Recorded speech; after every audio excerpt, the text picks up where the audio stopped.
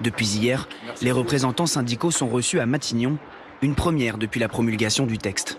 On ne s'est pas jeté ni nos verres d'eau, ni quoi que ce soit à la figure. C'était une discussion ferme de chaque côté de la table. On nous avait vendu du dialogue social, ouvrez, fermez les guillemets. On a assisté à 2 heures de monologue patronal. Nous n'avons plus confiance. Nous avons été trahis d'une certaine façon à l'occasion de la crise sur les retraites. La Première ministre, encore une fois, a refusé de retirer la réforme des retraites au mépris de toutes les évidences. J'ai été très clair dès le départ. On a redit qu'il y avait un ressentiment et un rejet des 64 ans. Visage fermé, Nicolas Sarkozy sort de l'audience. Il vient d'être condamné pour corruption active et trafic d'influence à 3 ans de prison, dont 1 an ferme, sous placement d'un bracelet électronique et 3 ans de privation de ses droits civiques. Cette décision-là me semble stupéfiante. Elle est critiquable, contestable, en droit, en fait. Et nous ne lâcherons pas ce combat-là. Pour la présidente de la Cour d'appel, Nicolas Sarkozy avait le devoir d'être un citoyen respectueux de la loi. Or, il s'est servi de son ancien statut de président de la République pour servir son intérêt personnel. Ça n'a pas traîné. 3 personnes sont en détention provisoire après l'agression du petit-neveu de Brigitte Macron. Elle comparaissait immédiatement, comme l'on dit. Arrêtés et placés en garde à vue dès lundi soir, ces 2 hommes ont raconté aux enquêteurs leur version de l'agression de Jean-Baptiste Trogneux. Il y a de mes camarades qui a mis 2 poubelles exactement devant la porte de Jean Trogneux. Du coup, Jean-Baptiste Trogneux est parti,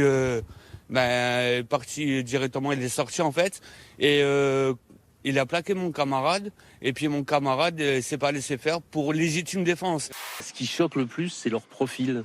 En fait, voilà, c'est tous des jeunes jeunes adultes, plus une mineure, qui ont un parcours un peu chaotique, un peu cabossé, qui ont des difficultés d'ordre psychologique pour la plupart.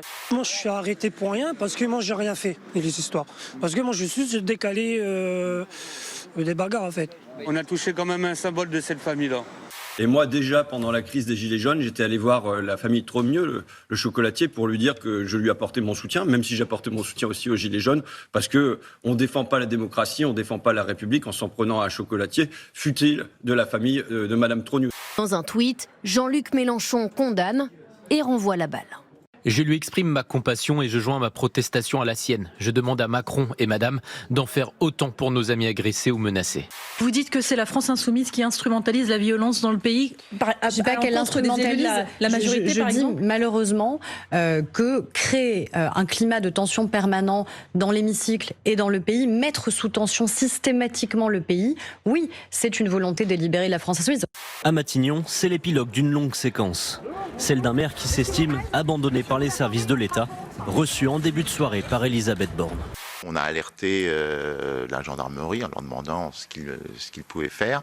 Et là, la réponse était toujours la même. De toute façon, ça ne sert à rien de déposer plainte. Nous ne ferons rien. Voilà. C'est la liberté d'expression. La République, la police et la gendarmerie. Dans le cas du maire de Saint-Brévin, la gendarmerie a fait son travail. Peut-être qu'on aurait dû faire davantage, incontestablement. Bien sûr que c'est une remise en cause de l'action que nous menons tous collectivement. Je fais un courrier au préfet demandant en fait un soutien de l'État, parce que c'est vrai qu'on se sentait un petit peu au niveau de la commune de Saint-Brévin démunis. Le gouvernement s'engage.